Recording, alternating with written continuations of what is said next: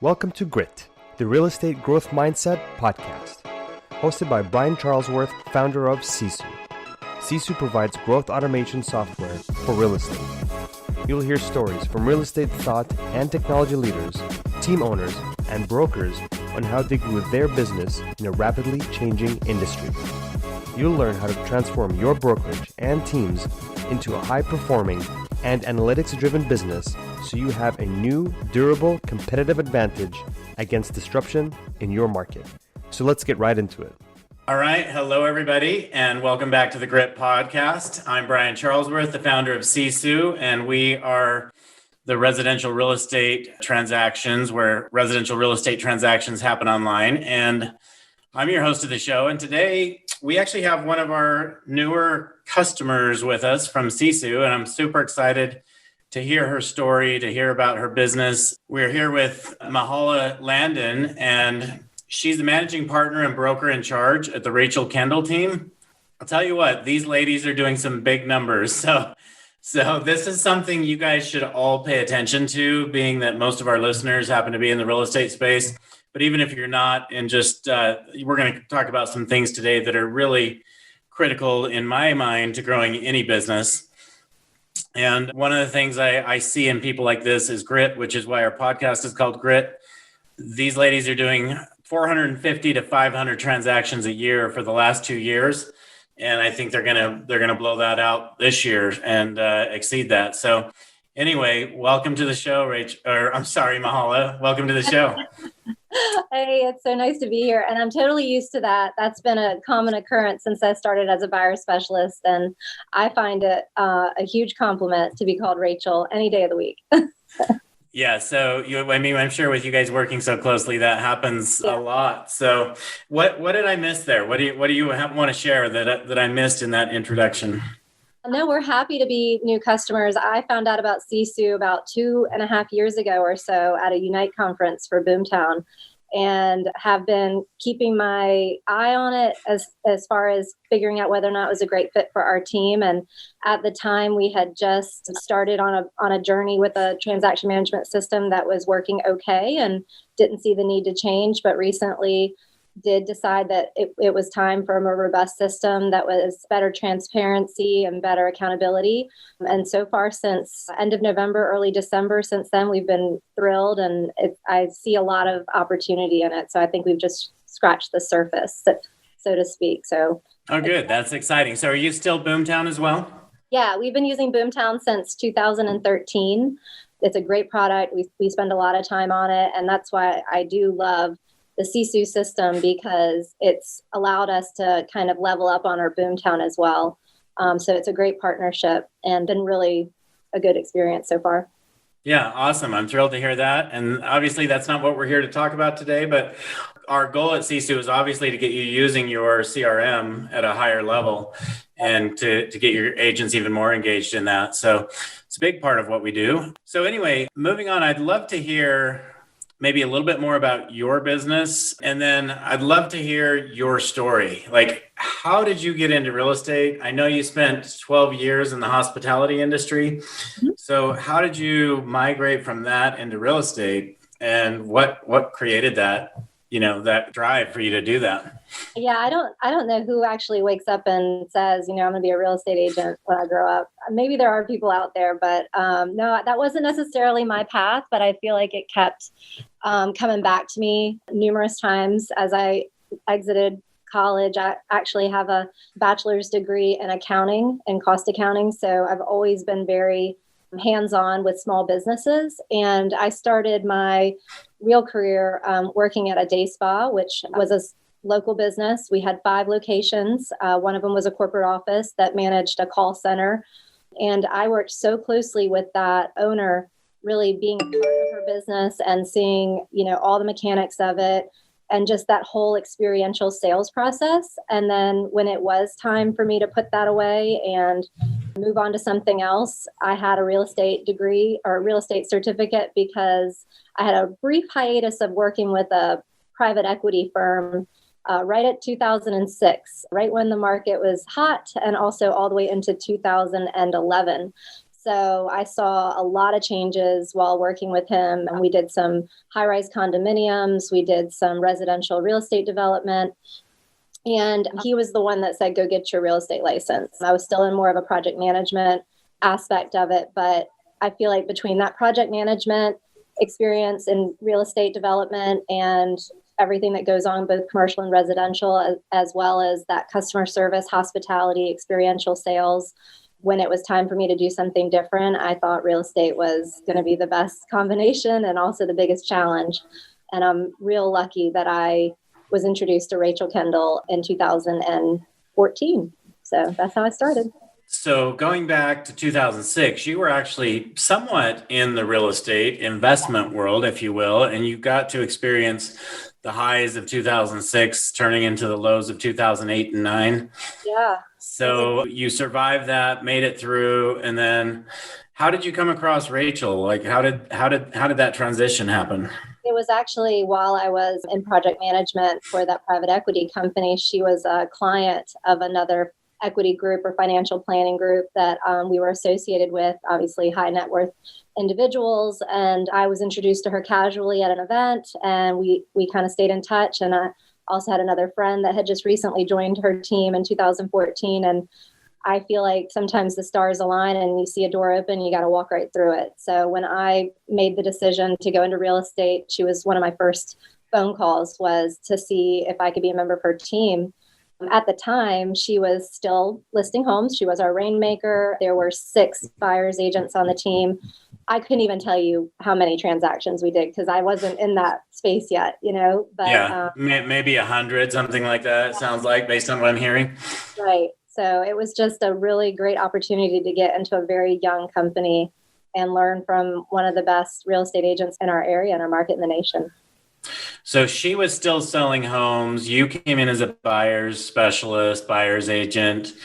Talk to us about today. So today you're the managing partner and broker in charge, I believe. Yeah. What does that mean? And then what is Rachel's role? I believe her husband's involved as well. Talk to us about the roles, because I really want people to understand if you're going to build a business that's doing 500 transactions a year, what is the structure of that business? What does it need to look like? I think that's one of the things I'm most proud of within this company is that when Dan and Rachel started the business, they always designed it and always intended on there being a succession plan. And they were very transparent about that to the point where Rachel actually exited sales in 2015 and continued to create longevity within the company so that if anything were to happen to her or Dan, this company would still maintain its integrity, its culture, and we would still be able to operate at a really high level. And when she stepped away from listings, when I was so new within the company, and then we continued to grow exponentially after that, I think it's a huge testament of how, and I can relate to a lot of business owners where it's nerve-wracking to step away from production. It's nerve-wracking to, trust your team to be able to continue to perform at the level and quality that you've always provided as an individual. And that's the one thing that this business has been developed to do is that trust, and that through training and through accountability and a great culture, you can maintain what was created at the beginning. And if anything, have it grow faster. So that kind of answers the question of, what this team is all about. It's about allowing it to grow and allowing it to evolve. And sometimes just one point on that. So one of the things you said is that she's like, I'm sure she's still involved in working on the business, just not working in the business. And so it's a very hard transition for most people to make is, okay, I'm going to stop listing homes. I'm going to stop selling homes. And some people feel like that's never a transition they want to make. I know of coaching companies that some of the top agents and team owners in the country, he still lists homes. But I think a lot of people see that vision of, I want to work on the business instead of in the business. And in many cases, they're not successful in doing that. And my experience has been in watching that. The lack of success in making that transition is they're afraid of maybe taking one step backwards in order to take 10 steps forward. Because that's really what's happening. I mean, you may slow down a little bit if you're the key listing agent on your team and you say, okay, I'm not going to do that anymore. Yeah. It may be a slowdown for a period of time. Was that the transition for you guys? And like I was so young in the company that I don't know if I would have even known that. But Okay. at that time, we brought in one listing partner who is still with us to this day. And by the end of that year, I mean, I believe he did about 91 listings on his own through the support of the team and through just the growth of our buyer agent team as well. There's one really big differentiating factor also with our company is we only practice designation of agency. So we don't actually do dual agency. And it's a core foundation to what makes this team really work. Is that there's always going to be a designated listing partner or a designated buyer's agent. Yeah. And that keeps that 360 process in line. And I think because of that designation and because of how we stay in our lane and we maintain our focus, there wasn't that slowdown. And then at that point in time, Rachel really invested more time in her buyer agent team to establish great training processes, work with people like myself and other senior agents at that point in time to say, okay, how can we train agents better? What kind of mentorship should we be providing at a team level? We got to play a big part in how we grew. So again, to your point, that trust, it kept going even after she stepped away. It was just focused in a different direction, So no, I don't think there was any real slowdown because she took a step back in production. Oh, okay. So that's good to know. So tell us more about your business. So you guys have buyer's agents, you have listing agents. You don't have anybody that does both, correct? Well, we do have what we call a broker. And after, successfully being on the team for 2 years or creating 100 past clients, obviously we get into real estate because we don't want a ceiling. We want to know that there's unlimited potential. And after a couple of years as a buyer's agent, it's always that question of what's next. So we do allow for both somebody to be a listing partner or a buyer specialist. They can make that choice, but they still can't practice dual agency. So if they're working with a past client, they want to represent them as a seller, they're going to work with another buyer's agent. And at the end of the day, that's what our customers, what our clients are familiar with. They recognize the team approach. They want the team approach.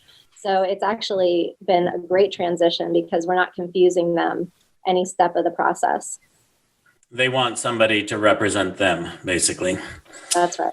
Yeah. Okay. So do you guys have ISAs on your team?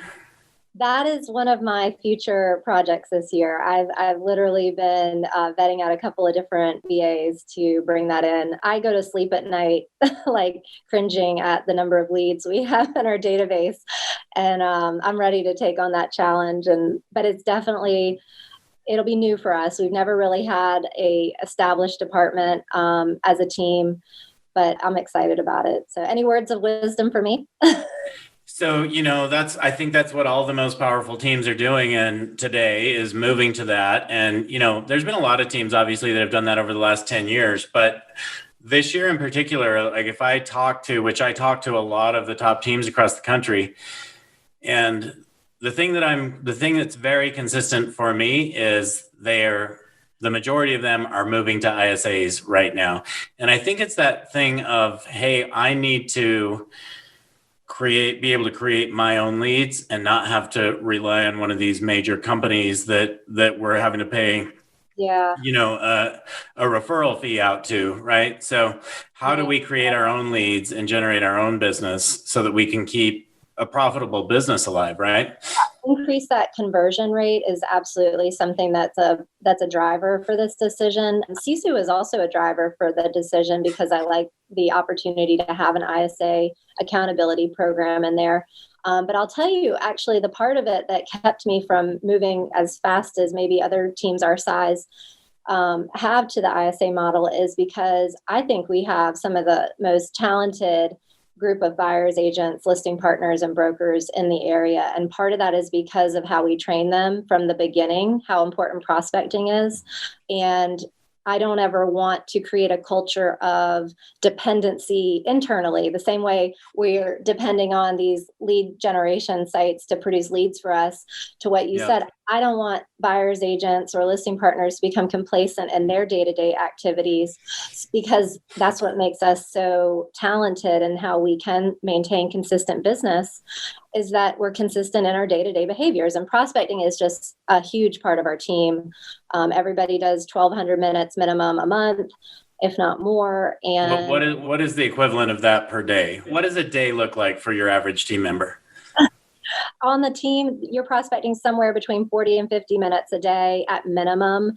But what I've noticed in the past, so I've been in this management operational role for about 4 years, and it wasn't always that way on our team. You know, we had to implement things like team call days or team call nights, more transparency with Boomtown, allowing somebody to kind of look over your shoulder and say, you know what, this is how we could be working more effectively, more efficiently. So now our culture is more of, you know, maybe I need to focus more on how many conversations I'm having a day versus just the minutes. Or if I did not get the appointment, then I need to up my minutes. And I'm just so proud of that culture, because they're driving that. They're seeing that that result is worth the grit. You know, it's worth putting in the extra time to get there. So I'm not as concerned about that ISA model as I might have been 4 years ago. Sure.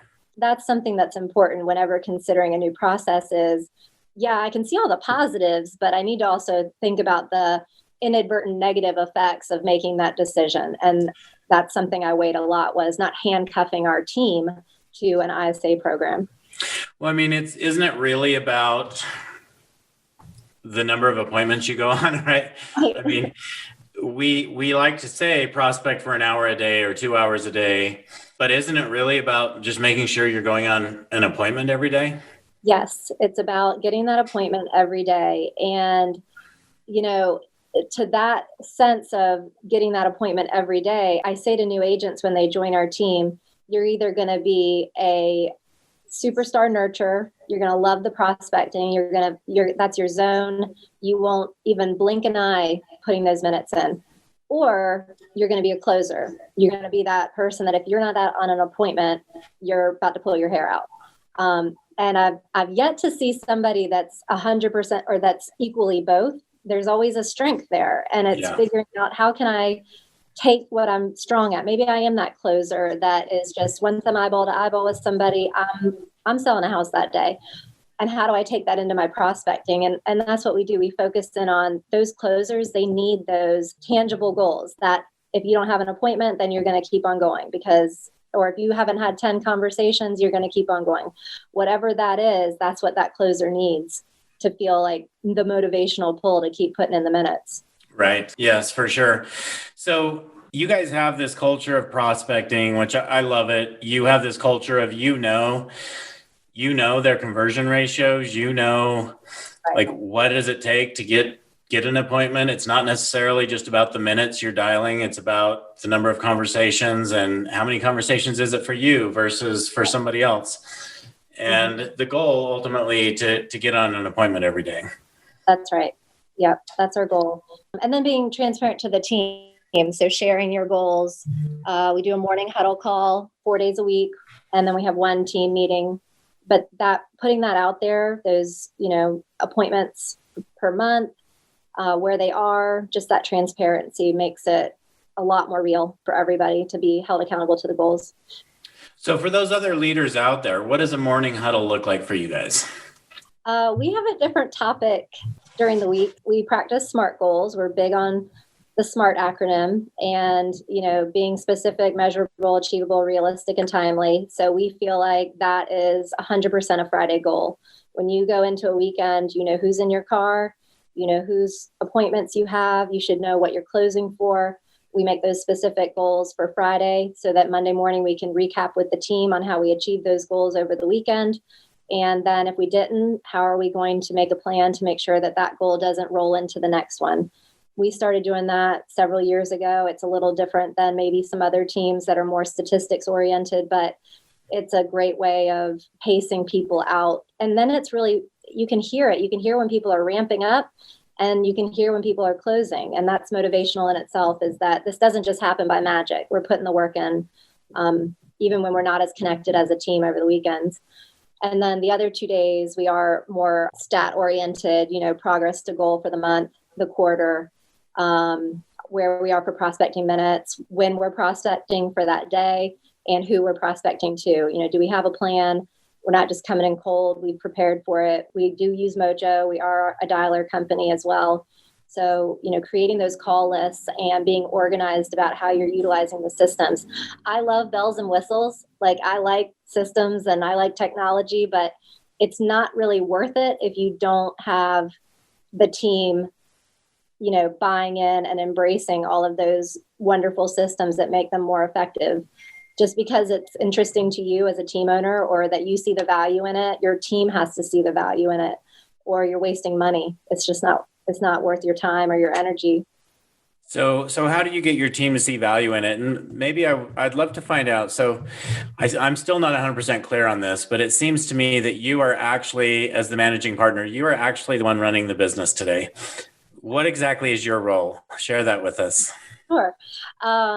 So again, there was that point in time as the company grew. Rachel was 100% in the day-to-day in terms of still leading the listing team and managing the support team. And about 4 years ago, I was 2.5 years into being a buyer specialist. I was creeping right into my 100th, sale, and kind of had that thought. So I get it. What's next? What am I going to do next? I knew that there was a path. I just didn't know what that was. And I think a lot of real estate agents feel the same way, that they're on a path of sales, but after that, what's next? Do I have to become a business owner? Do I have to do this on my own? Do I need to go, off into a new brokerage in order for me to be successful? Do I need to worry about commission splits? I mean, there's so many questions that individual agents ask themselves when they hit a place of what's next.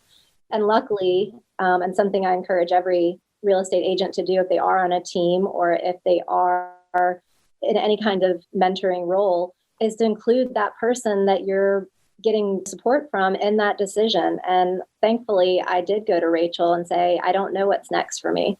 I'm not sure what that path looks like. I'm happy. I love it.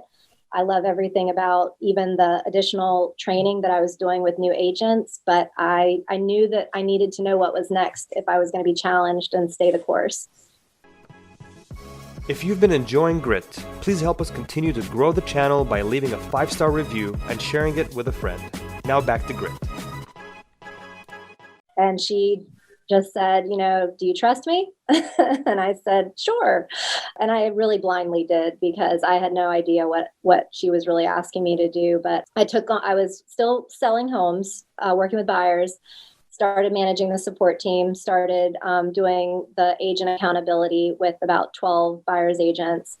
And maybe quickly, maybe not quickly for them, it just turned into, again, who am I serving? Am I serving the agents on this team, or am I serving my clients? And I was forced to make that choice as well and say, you know what, I'm ready to 100% invest in the team. So started managing the entire team and took on full P&L responsibility within that year and became the managing director. So recently, with the way that the company has been evolving, Rachel and I are still partners in the business. Dan has retired from the business. So I became the managing partner in January and have, taken on, more of a bigger responsibility of really owning the team and making sure that we're not only growing for Rachel and I to both be a part of this, but continuing that succession plan and creating more paths for agents to grow with the team as well. So I always say we're like a sales organization that just happens to sell real estate. Yes. And there's some other dynamics to that too that are relative. If you've ever been in an inside sales or a software sales company, I compare it to that a lot in the way that we structure this. Yeah, which is why you've been successful, because anyone that thinks they're getting in the business of, hey, I just love homes and I love to look at homes, they're in the business for the wrong reason, right? It's definitely a sales business. Yes. Yeah. So anyway, congratulations. Thanks for sharing that. I mean, you've come in and gotten into this business in 2014, and in a relatively short period, I mean, you are managing definitely a team that's in the top 5% of real estate teams in the country. So yeah, congratulations to all of your success. It's amazing. Thank you. Yeah, sometimes I really can't believe it, how quickly it all came into place. And that's where my recommendation to agents that are on a team, they need to trust their team owners. They need to trust their personal, when they're interviewing teams. These are the types of questions that you want to ask, because if you don't ask the question, you're on an island all by yourself. And support in the real estate industry is very hard to come by.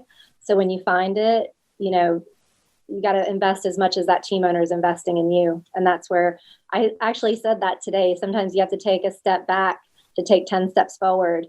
And even though it sounds like it was a joyful ride, I mean, sometimes I did have to take several steps back to see the bigger picture. I wasn't making as much money as I could have selling homes. There's just a lot that if I had been short-sighted, I would have missed a huge opportunity. Right. So let's talk about some of the opportunities that you guys provide your agents. I think there are probably a lot of team owners who might be listening to this wondering, how do I give my agents opportunities? Like, what can I show them as the path to get from here to here to here to here moving forward? How do you guys do that? And we've struggled with that on transparency. I think this past year, especially in the volatility of the pandemic, I mean, we did see some turnover, did lose some of those really quality agents that had been with our team for 3 or 4 years.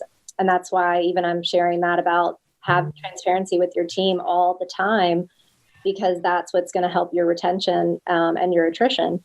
But I do put it back to the team a lot when I'm evaluating opportunities. But the biggest one has been answering the question about professional growth. You get to this place where you want to be pushed and challenged, and you've got to be able to provide that for your team. So we did develop a mentorship program. It was totally voluntary. And luckily, a good group stood up and said, this is something that I want to do. And that mentorship program, we meet once a month. And not only are we talking about how they can use some of the things they're very good at and their strengths to grow new agents and play a part in the growth of the team, but then they're also working on things that they themselves want to grow on, whether that be, I've had a lot of agents say, I could tell anybody how to do something, but I wouldn't be able to help them with the interpersonal side of this business, the part of the business that burns people out, I don't know how to do that part of it. So we discuss that. And obviously they get a little bit of compensation for playing a part in that. And it's reflective of that first year agent and how they perform. So with every closing a first year agent does, we share some of those commissions with that mentor program. So again, it's still team oriented. It's not about recruiting. It's not about individuals being like, oh, well, I brought this person in, so I'm going to get an override because of them staying on the team. It's a little different than that. It's really saying, okay, how as a team can we help grow the team? And also, sharing in that pie. And so far that's been great. And I've enjoyed it because I feel like we get a lot more involvement when a new agent joins the team. There's an investment there. Again, another wonderful opportunity came to us in October of 2019. So we actually have a partnership in a mortgage company because of how we have always been very big on data. I've tracked the lender utilization of our 4 lending partners for the past 4.5 years. I know we can keep 50 to 60% of our business with our lending team. We were selected to be a partner in a new company and took that opportunity. And man, that was great. And we rolled that into an opportunity to give back to agents that had been on our team for more than 3 years. So they're profit sharing into that business as well, just for that longevity on the team. Oh, very, very exciting. Yeah. And those are the types of ways that I love growing is, how can we grow the team success, and how can we continue to lift our agents up and really feel like they're a part of something. That's another big thing for real estate agents. They need to feel like they're a part of something bigger than just that sales transaction. And I think one thing, you didn't really talk about this. I know you know this or you wouldn't have done this, but it's also allowing you to scale because they are a part of bringing in and training those new agents and making sure those new agents are successful. Yep. So you're giving them a percentage of it. Great. And it's allowing you to go from this level up to this level. Yeah. And maybe you're giving away this much of it, right? Well, and here's the other thing. It all goes back to a culture of understanding why we do things as a business.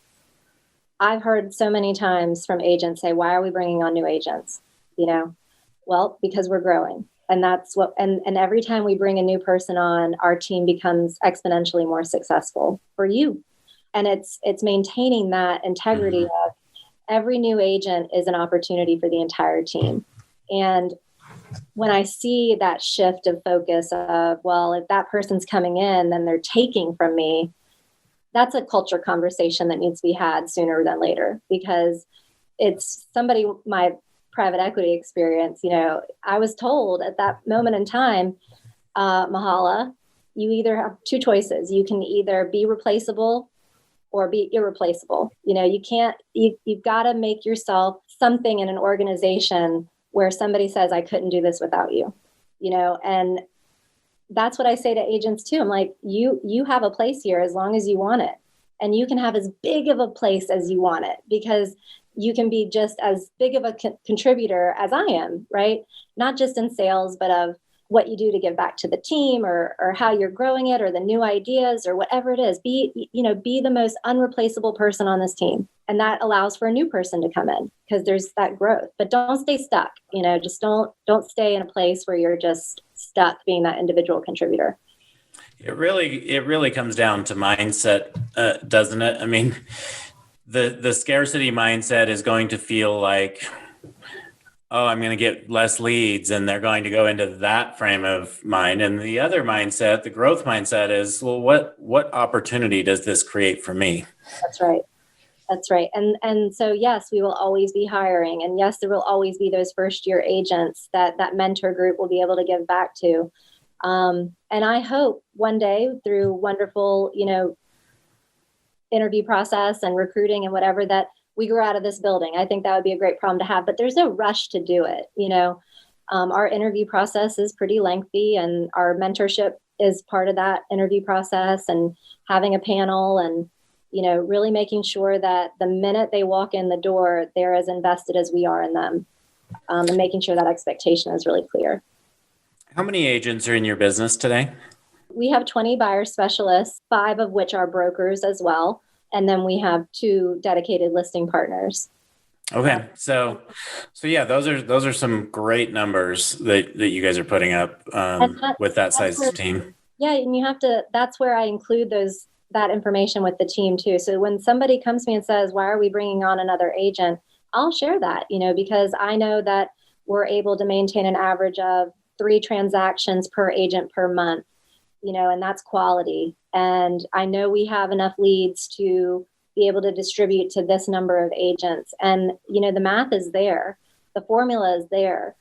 And the more mentality doesn't work for me either. More does not mean better. Quality is better. And that agent that is getting to that place of, I need more leads, I'm asking them, well, by doing that, what are you sacrificing? Are you not going to call your past clients this month? Because if you're so focused on that transaction, on chasing that, your relationships aren't really what is leading you to make those decisions. Yeah. So let's talk about that for a minute. Relationships. I know client relationship is like the number one thing for you, based on my research anyway.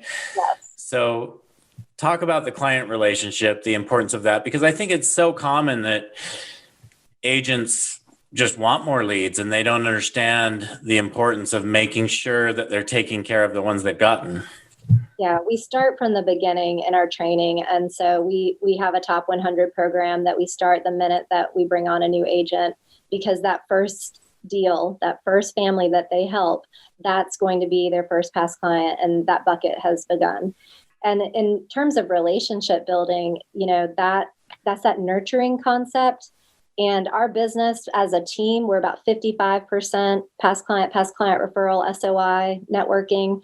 And we like that. We'd like that to be even higher. And we need that team approach in order to be able to maintain that. Even down to just using people's names, and starting at the prospecting level. I love when I walk through the building and I hear people prospect, and then I ask who they're talking to, and they say a Boomtown lead. But it sounds like when they're speaking to them that it's like their best friend. And that natural approach to prospecting and that relationship piece to prospecting is what we teach from the very beginning, because it does not matter where the lead source is, whether it's pay-per-click or whether it's open house. You have the opportunity to build that relationship. And there's no guarantee of where it's going to fall on your pipeline. Just because they're at an open house doesn't mean they're a hot A. Just because it's an internet lead doesn't mean it's not a hot A. So you've got to approach it in the fact that I'm going to meet this client where they are, wherever that is in the process and the customer perspective. And then it's my job, my responsibility to get them from where I met them to what they said they wanted me to do, which was help them purchase a home or help them sell a home. That's our approach. And it's long-term database management too. That's the big accounting part of my brain that loves, working in sales so much, is just that systematic approach to building those relationships. It sounds like you guys have done a great job of training agents how to really work the business, how to generate their own business, not just get used to receiving everything for free, and empowering them to be successful long-term, really. So from what I understand, you guys have this culture. I'll call it a culture of transparency, integrity, and professionalism. How do you get that to be ingrained in all of your team members? Constantly talking about it. It's not about choosing when it's convenient to make those decisions that reflect our culture. It's got to be all the time. And we talk about it all the time. It's integrated into our training. It's integrated into our huddle calls. I was really lucky to get invited to a mastermind group this past fall with some of the other team owners that use Boomtown. And one of the things that I took from that was a Friday video, and I think we're moving so fast in real estate. We're popping up, showing homes, doing whatever, and we're just moving so fast. And it was another touch point that I started doing with the team of a recap of the week and how our culture played into the week and big moments of our culture and shout outs for our culture. So that's one way that, we've slowed down, and I've slowed down to reflect on what we've accomplished and then also what's going to happen next week in terms of training and growth. But our team development meeting every Wednesday is both support team and the sales team all together. And the first thing that we do in every meeting is we do shout outs. We think to thank. And it's something that we work with our clients on. You have to ask for that testimonial. You have to ask for that review. You need to remind people to thank. And that's what we do to each other. Simple things, and then sometimes really big things. But that acknowledgement of how we've come together to make 1 + 1 = 3 is the best way to start a team development meeting. I could go on about all the different ways that we do it, but those are some big ones. Just hearing what you've accomplished and how you're doing it, I think there are a lot of people that are going to want to collaborate with you. In fact, I'm going to make an introduction to you and my wife, because I think you guys could share a lot of things with each other to just drive value. You do a lot of the similar and same things, and you're both moving into the ISA world today, and you're both, it's very similar. So shifting gears a little bit, you guys have done 450 to 500 transactions the last couple of years. And now, what systems do you have in place? And talk about your operational side of your business. How many TCs do you have to run that? How do you do 400? I mean, you've been talking about you have a sales organization, but you also have an operational organization. How do you run that, and how do you make it so efficient so that you can do that with fewer people? I am a little bit of a control freak when it comes to operations, and I'm working on that. That's my own professional growth. But we have one dedicated transaction coordinator for our buy sides. So, she does everything except negotiate on behalf of the client, and she's really a resource, and she's compliance, and making sure that we are doing what we are supporting that agent to stay in their dollar producing activities. The biggest thing about her role is how can we automate it as much as possible? So we use Loop for electronic signatures. And for the most part, we're setting that loop up for them with placeholders and just automating as much as possible within the loops so that when a client or when an agent is out on the road, they can quickly get their offers out with the app or with a laptop, like just super fast. And I think whenever you're picking a system, you have to remember that you can't compromise a salesperson's ability to get their job done for operational excellence, because we wouldn't be here without the sale. And it's not that we're making poor decisions, but we have to make sure that our operations support that sales function, not the other way around. And I think there are a lot of real estate software that is more driven for the transaction coordinator, and it forgets that the real user is the salesperson. So I think that when you can find a good blend of those two things, that's when things really get great. So we're using Loop for that. We're using Sisu for, the stages board, especially that project management side of it. We had been using an external non-real estate site for that level of. Was that Trello or Monday.com, or what were you guys using before? We were using GetFlow. Okay. I'm super familiar with Trello as well, and we had been using that in the marketing group. But honestly, that was like the game changer. That was really yep, as long as they have this, Sisu, as long as they have that project management task list, I feel really great about this change. And luckily you guys did. And then we're using QuickBooks for our accounting and payroll. And I feel bad saying this, but I mean, it was a great transaction management. It's Broker Sumo, but again, it was really designed more for our back of house. There wasn't that same level of transparency with the agents in Broker Sumo that Sisu is going to provide for them in terms of their income and where their sales are coming from. This is another big, PSA for individual agents starting out. Know where your business is coming from. I cannot tell you how many conversations I've had with agents where I've asked them how many homes they sold last year, and they have no idea. How much money did you make last year? They have no idea. And then I feel your pain, which is kind of how Sisu got started. It's like, how do you go to a mastermind and you ask somebody their numbers and they don't know where they're at this year? They know last year maybe, but they don't know this year. And I'm talking in the interview process, but unfortunately too, I've lost an agent or two because of just that. And I took that as my responsibility where I let somebody down.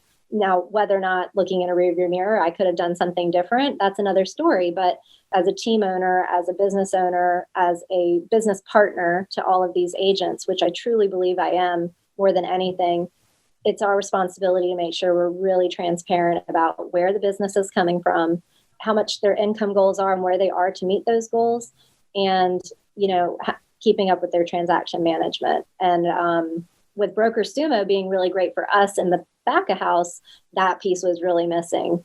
So I'm excited to see how we are potentially going to solve that problem. And it wasn't an across the board problem, but you get a bunch of high eyes in the room. The last thing they really want to look at is data. So I'm looking forward to having that very much at their fingertips. Awesome. And then you said it's Boomtown on the front end. So Town on CRM. Yep. And if we can keep it, I mean, we have some other things that we use, those bells and whistles. I love call action for some call or some lead generation routing rules and some just ways of integrating into Boomtown. Mojo Dialer, I like a good system, but in terms of the platforms that are absolutely essential for an agent to get their job done, it's Boomtown, Sisu, and Loop. Yeah. Okay. Well, we are working on a direct integration from Loop here in the very near future, which will be great. It'll allow us to push everything to Loop to fill those loops, and then to pull all of the documents into Sisu. For something that I'll share with you maybe offline here, but we are working on the ability for you to have all of your vendors participate in the Sisu platform. Yeah. And the mortgage companies and title companies are most excited about being able to share those documents and really the communication, having that be a single communication platform. So being involved at the mortgage company this past year, I've learned a lot more than I thought I would about just, their back end operations and what it takes for them to scale. And we are a challenging team for lenders because we have a high expectation, high volume, and that's exciting for a lender, but you have to have that process and operations in place. So, this was a young organization, so we had some hiccups too, and Sisu would be a great complement to that. Yeah. So, Mahala, what advice would you have for somebody listening? Just wrapping up, we have a few more minutes. I have a couple personal questions I want to ask you, but while we're on the business front, what advice would you have for somebody wanting to build a team or somebody that's working on a team, like moving forward, the way you see the industry, or from what you've learned from maybe your mistakes? What do you feel like is one thing that you feel that might help people be able to take their business to the next level? We've kind of touched on it a couple of times, but what Rachel and Dan started on this team is something that transitioning into being the managing partner and the managing director prior to that, we had to develop that really big working relationship and having a lot of trust with each other to be able to have some really tough conversations. We had to get to that place. Every decision that I have rolled out to them was not received well. But as long as you're making decisions that are based on your team's culture, whatever that is, there's a lot of different wonderful teams out there, and make those decisions based on the core foundations of your team. Don't make big changes based off of one agent that you're afraid to lose. Don't make decisions because you're afraid to lose something you don't have yet. You just have to as long as you're making the decisions that are for the whole and representative of whatever values that you have within the company, you're probably going to make the right one. And whether it's a short term or a long term, you're going to get to where you want it to be. Because sometimes it's hard to see people go, or it's hard to see people leave. And that's just what you have to deal with. And it's not, as long as you're maintaining that, your business is going to continue to thrive. Yeah. So that's been a big one for me, especially not having maybe as much real estate background as other people in my position.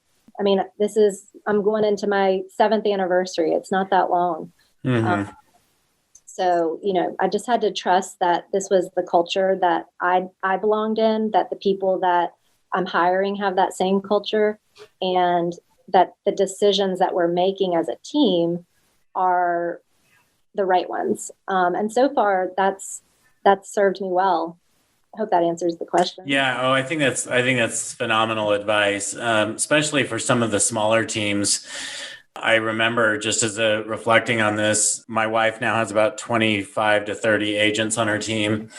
And I remember back in the days when Sisu was just getting started, she had 5 agents on her team. I remember her losing like her top agent at the time, and it was devastating for her, but it was the best thing that ever happened for her to be able to grow and go to that next level. So just know, I think it's such great advice. Whatever's best for your team, it's not based on an individual agent. Don't ever make decisions that way. Yeah, I love it. Okay, so obviously you're a student of learning. How do you learn so much? What's your favorite source of learning? Is it books? Is it podcasts? What is it that you do to grow mentally? Yeah, a little bit of a junkie on Audible. I do.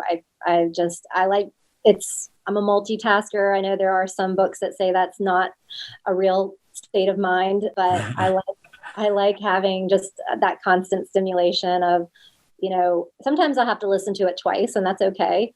But I love Audible and jumping around to different topics, whether they are professional growth or real estate or, even manifestation, whatever it is, I enjoy it.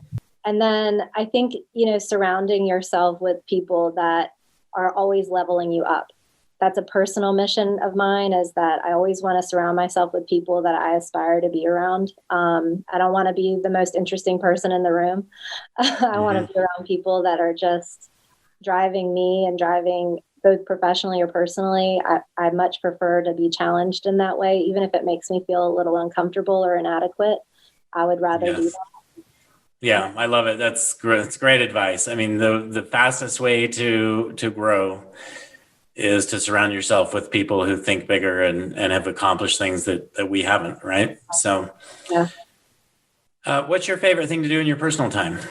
I came from a big line of educators, not big, but pretty much every adult in my life was an educator. And I fell into that early. When I was 18, I got certified in Pilates equipment and taught that for 15 years. So I have my equipment in my basement, and I love exercising and challenging myself in that way and just being outside. I've got 2 little girls. I've got a just turned 10-year-old and an almost 8-year-old that completely rock my world every day, but it's fun. Awesome. And I like spending time with them. And one day we'll get back to traveling and doing all that fun stuff. But so moving ahead, when you do get back to traveling, where is it? What's your favorite place to visit? Where are you excited to go? Well, how about where I'm excited to go? So I've got a lackluster birthday coming up tomorrow, but I've got a big one. Well, happy birthday. Right. But I've got a big one next year, and I'm already making the decision. I'm going somewhere Caribbean. I'm going to go to Antigua. I'm going to find a hut over some water and just enjoy it. So that's kind of something to look forward to. And I'm going to invite all my friends that are turning or have turned or will turn 40 in the last year, and we'll just do one big year of 40. Well, that's funny you say that. It's my wife's 40th birthday in March this year, and we've rented a yacht and we're sailing the U.S. Virgin Islands. Yeah. So very similar thought process there to what you have. Yep. And just have a great time and just enjoy. I think we all deserve it. Yes, absolutely. Well, happy birthday to you, and congratulations on all of your success. For those who want to get a hold of you, maybe they've heard something that they want to talk about, brainstorm with, what's the best way to get a hold of you? My email is very important to me in terms of staying connected. I'm just Mahala at rachelkendall.com. Mahala is how you spell my name. And that's probably the best way. That way I'll always respond. Okay. All right, Mahala. Well, thank you so much. And again, just congratulations on what you've accomplished in such a short time being in this industry.